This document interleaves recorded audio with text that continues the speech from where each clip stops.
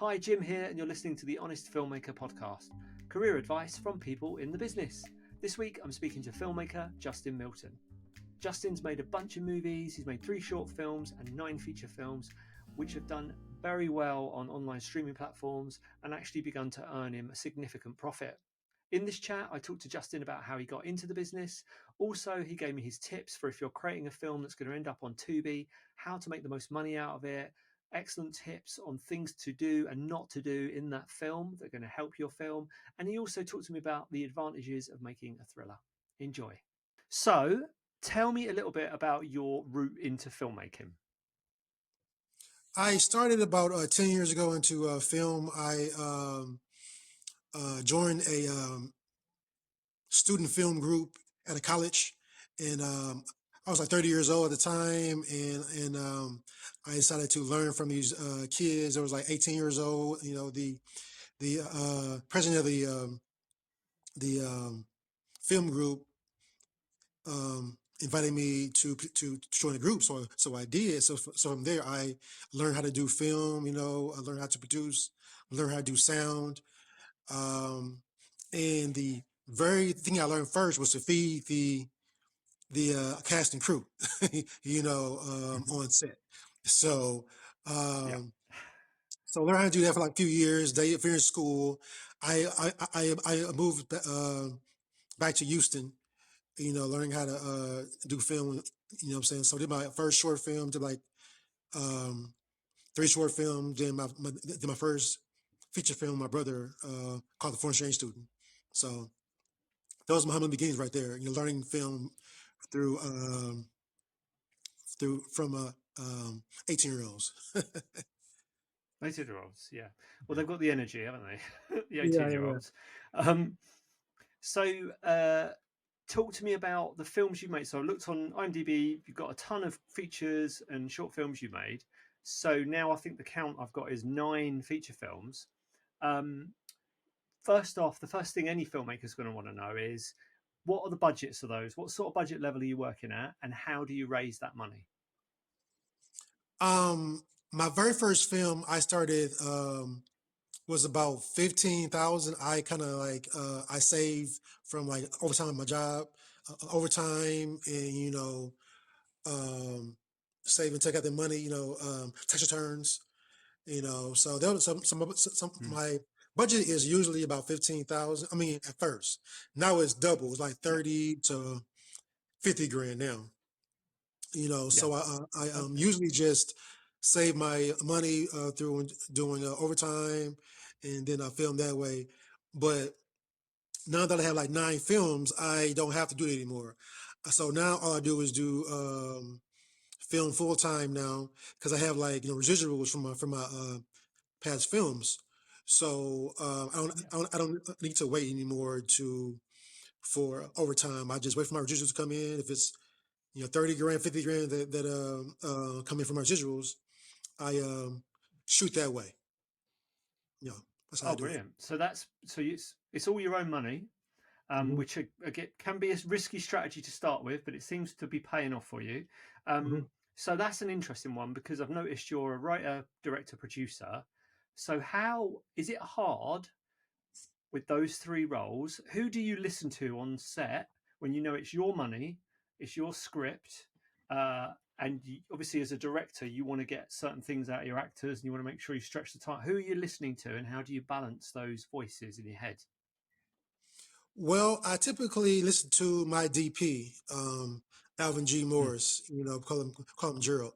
So he's my DP, and he's one of the guys that helped me. That when he was like 20 years old, he's one of those film students that brought me in that I learned from, you know. So now that I do my films now, I hire him to do all my pretty much my editing, my DP, you know, my advice for everything. So he's my DP slash producer for all my movies. I won't do a movie unless he's free. You know what I'm saying? Because I went through Nice. a series of DPs that totally wasn't qualified. You know what I'm saying, to be a DP. So he did a short film that he was really, really good at, that was his first work as a DP, because because he does sound usually, but he tried it out as a DP, and he was really good at it. So I decided to hire him for all my work as a DP, and so now like he's great in investment. So I listen to him for all my advice. You know what I'm saying, for his my work. Yeah, yeah, and that's what you hit on there is that DOP director relationship super important.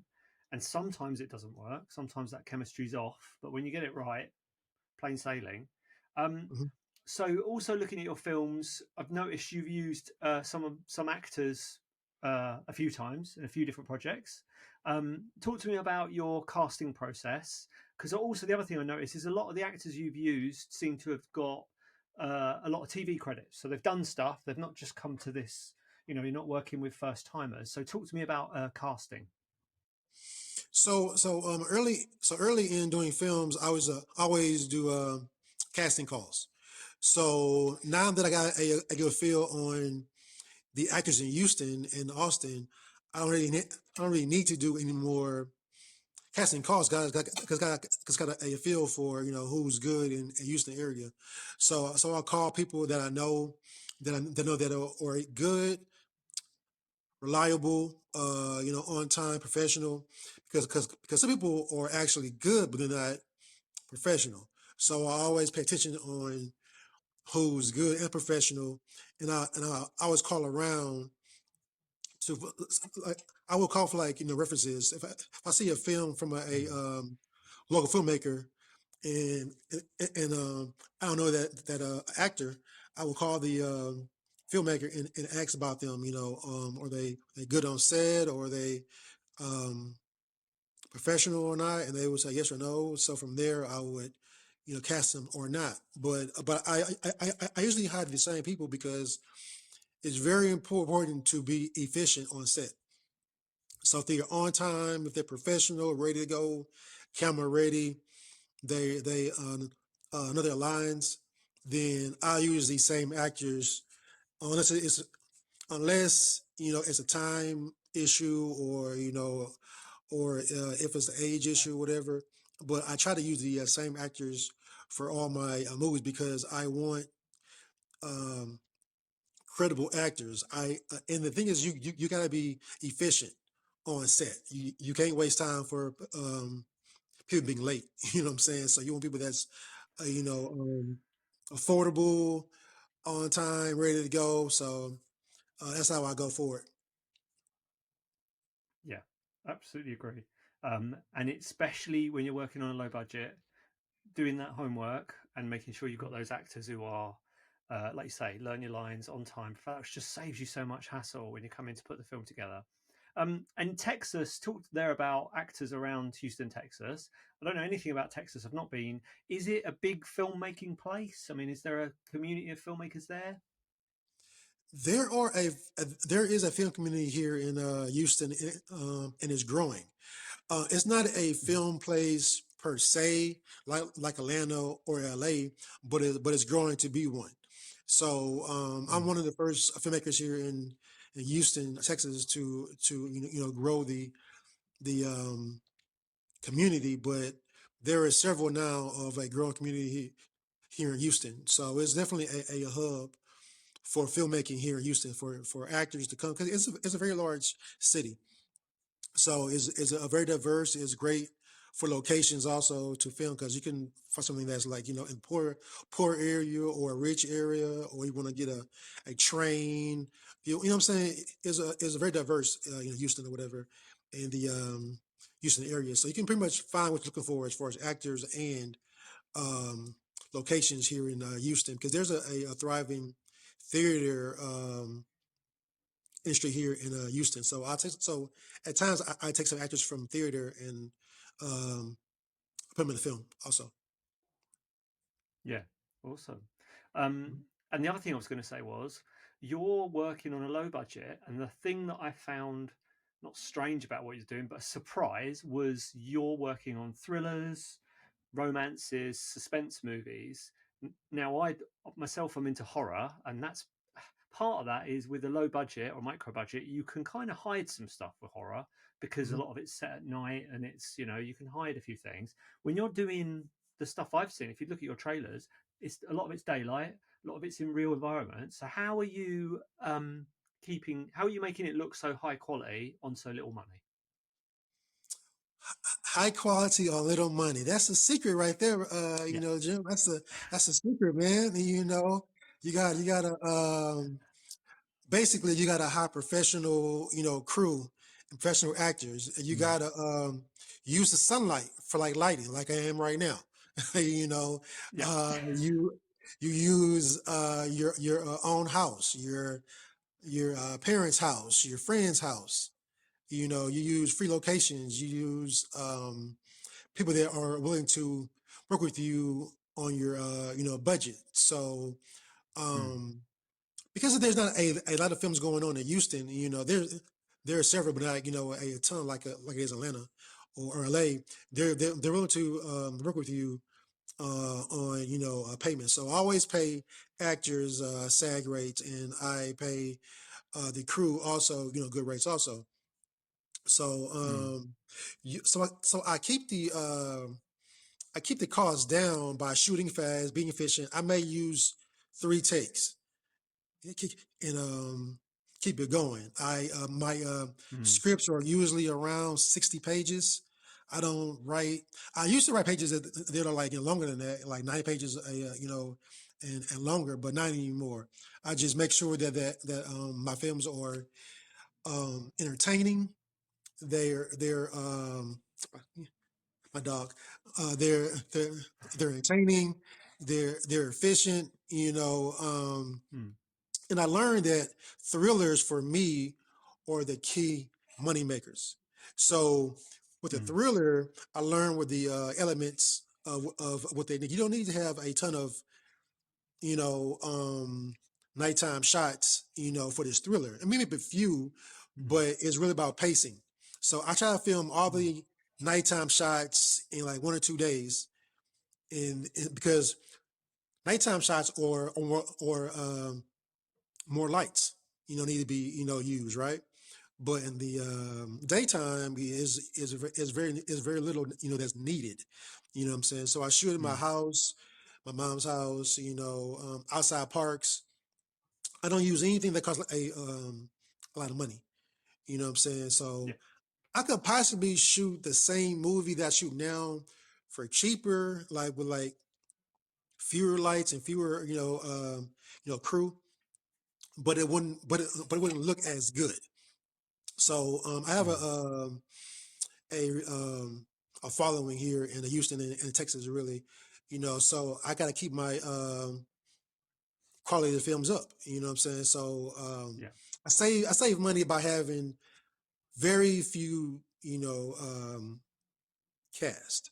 I can spend money on crew, Yeah. but but I like to work with no more than 3 actors per scene. If it's 2 actors, is even better because I can just keep it going like that.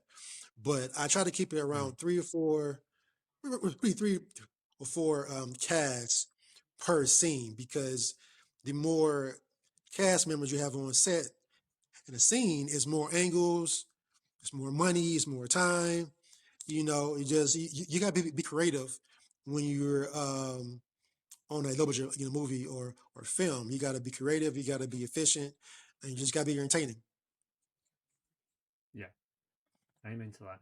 I'm smiling because I've just shot a film with set in one room with 10 actors. So Mm-mm. I've Can't, balls that can't do right that. up. Can't do that. Shouldn't have done it. Should have done it with two. What I was going to say was how are you handling sales and distribution? Are you using a sales agent? Are you uploading yourself? How do you deal with that side of it? I usually go through Maverick Entertainment with my films. I went through 2 other companies that didn't do well for me, so I Mm. usually go through Maverick. I'm open to other ones like Film Hub or whatever, but you have to keep on like looking for the best deal, the best quality for you. So me and Maverick have a good, relationship. So, they put me on Tubi, they put me on Amazon, Peacock, and several other platforms too. So Mm. it's very very good. For me and my films. Um, so yeah. So, but I keep my eyes open for all avenues. Yeah. And just so I can clear that, so is Maverick they're like a sales agent, or are they a distributor, or what's their sort of deal? Maverick Entertainment is a distribution company. They're one of the largest Right, African American movie companies in the U.S.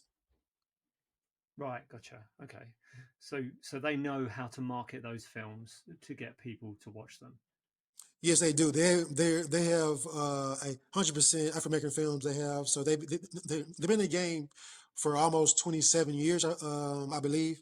So they know what they're doing. They're Mm. around for a long time. So they know where how to market the film. They know how what platforms to put the film in. Yeah. And Mhm. talking of that, so you for listeners at home, you're African American. Um, Mhm. do you ever, or when you started, were you navigating any kind of expectations as far as stereotypical what a black movie should be? Or did that just not occur to you at all? Did you know exactly what you wanted to do? Or does that at all play into it for the commercial side?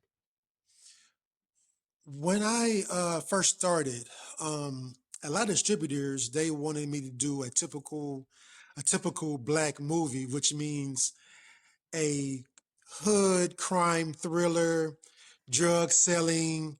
That's not what I do. I don't know Mm. anything about drug dealing or crime or anything like that. I'm from the suburbs, so I go by imagination. You know what I'm saying? So my Mm. first feature film was called The Foreign Exchange Student. My mom had a foreign exchange Mm. student from Africa, and my brother wrote it because he was like, "What if our foreign exchange student was like crazy?" Or I mean, she was very pretty, but what if she was crazy? So we made a film about uh, about her. It, if she was if she was a killer, you know what I'm saying? So Yeah. that film did very very well. Mm. So we usually write films that center around a pretty crazy girl that kills people. You know what I'm saying? It's similar to horror, but not, you know, that's our thing. I Yeah. write comedy. I write comedy. For me because I like it because I'm very Yeah. I can see that, but I know that the moneymaker is with thrillers. So I may do a film for me that's like a drama or a comedy, something that I want to see. So I try to do like 3-to-1 ratio. Mm. Three for the money, um, one for me. You know what I'm saying? So I Yeah. kind of do like that. You know what I'm saying to even things out. Yeah. That's an interesting subgenre. That is the crazy attractive woman, either neighbor slash exchange student. Hmm. So yeah, it sounds like that was a profitable one. Um, Oh yeah, very much what so. about do you? Yeah, do you do film festivals? Have you had much experience with them? I do not do film festivals. Not that I wouldn't. I tried before to do festivals. Mm, I never got into any of them. I wasted a lot of money. I put a lot of money and time into my audience. To mm, be honest, so I produce what they want to see. They want to. They email me or they DM me about my movies all the time about how they enjoyed it or whatever. So I don't spend a lot of time at festivals. They're good. I don't have a problem doing it. It's just that I waste a lot of time and money, going there. I mean, mm, I'll go to network. I don't necessarily need to put in a film to go to a festival, but go there probably to like network, in the mm. future. You know what I mean? But for me, my audience is Peacock, it's Tubi. I'm going to need to. I may go like I may do a high quality film to get more high quality actors that you kind of know. Then I may go to the festival with that movie in the future. But right now, I don't really Mm. need to do that right now. You know what I'm saying? I don't have really a need for it. I just feed my audience. That's the key right Yeah. there to being successful. Because a festival is, to me, for Hollywood to know who you are, to maybe Mm. finance your next project. I don't really need that. I mean, it's too much red tape in Hollywood. It's too long of a process to get my baby onto their screen, and they're going to tell me who to cast, what I crew to get, and Mm.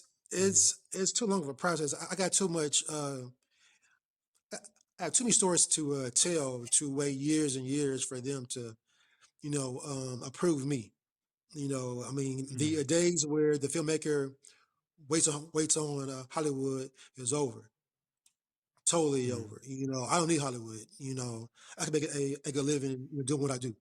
Long as there is Peacock, long as there's Tubi, or a source like Amazon, I don't need Hollywood. I can make a good films and with a high quality right down.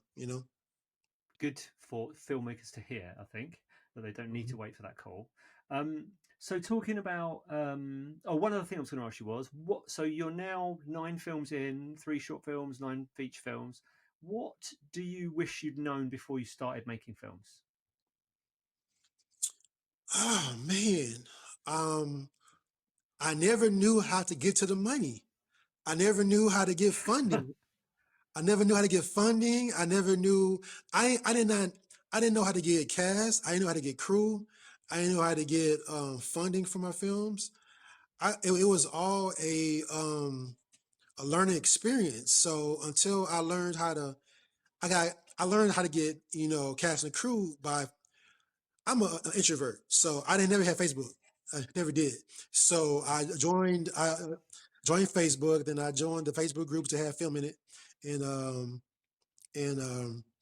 actors in it. So I would only friend actors that had the title as an actor in their job assignment. So if you didn't have actor or Mm. actress under your name, I didn't friend you.